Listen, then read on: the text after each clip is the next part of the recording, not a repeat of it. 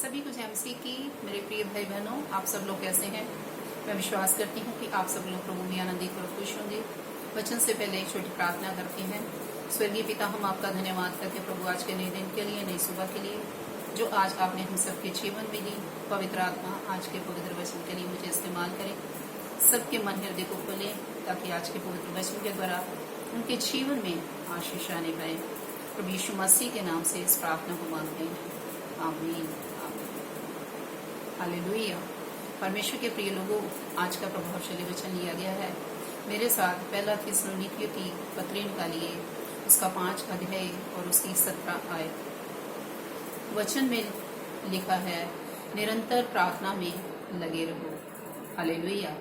परमेश्वर के दास संत पौलुस थिस्सलुनीकियों की पत्री में लिखते हुए लोगों को कहता है कि निरंतर प्रार्थना में लगे रहो। परमेश्वर के लोगों, हमें प्रभु ने एक काम दिया है कि हमने परमेश्वर के साथ प्रार्थना के द्वारा जुड़े रहना है।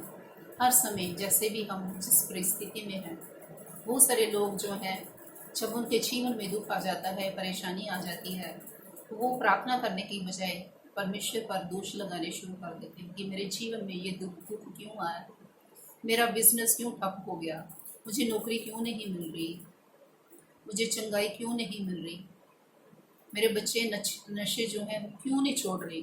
परमेश्वर के लोगों को प्रार्थना करने की बजाय परमेश्वर पर दोष लगाने शुरू कर देते हैं। लेकिन हमने ऐसा नहीं करना। हमने परमेश्वर से सिर्फ प्रार्थना करनी है। और जब हम प्रार्थना निरंतर प्रभु के साथ करते रहेंगे, लगातार अपना समय परमेश्वर के उपस्थिति में, उसकी प्रेजेंस में हम गुजारेंगे, तो वो परमेश्वर हमारे जीवन में अद्भुत कार्य को करेगा। हमने परमेश्वर पर कोई भी दोष नहीं लगाना, हमने परमेश्वर को कोसना नहीं है, बल्कि हमने परमेश्वर से प्रार्थना करनी है, हमने धन्यवाद करना, हमने उसकी स्तुति और उसकी महिमा करनी है। परमेश्वर के लोगों, हम देखते हैं वचन संहिता उसका 55 अध्याय और उसकी 16 और 17 आयत में लिखा है, दानियल कहता है, परंतु मैं तो परमेश्वर को पुकारूंगा और यहोवा मुझे बचा लेगा। सांझ को, भोर को, दोपहर को, तीनों पहर में दुहाई दूंगा और कराहता रहूंगा और वह मेरा शब्द सुन लेगा।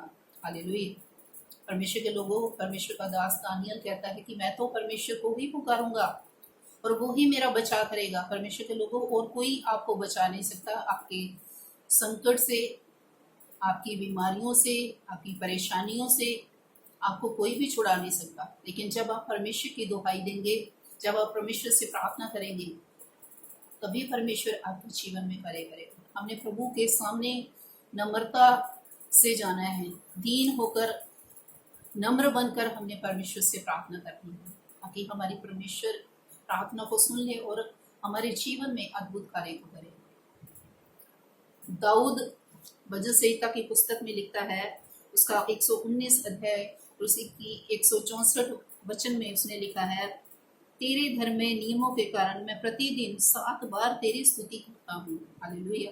परमेश्वर के लोगों, जबकि हम दाऊद के बारे में देखते हैं कि किसी समय वो एक चरवाहा था, भेड़ों और बकरियों का, लेकिन वो निरंतर प्रार्थना में लगा रहा, उस छोटे से काम में भी प्रभु की महिमा करता रहा।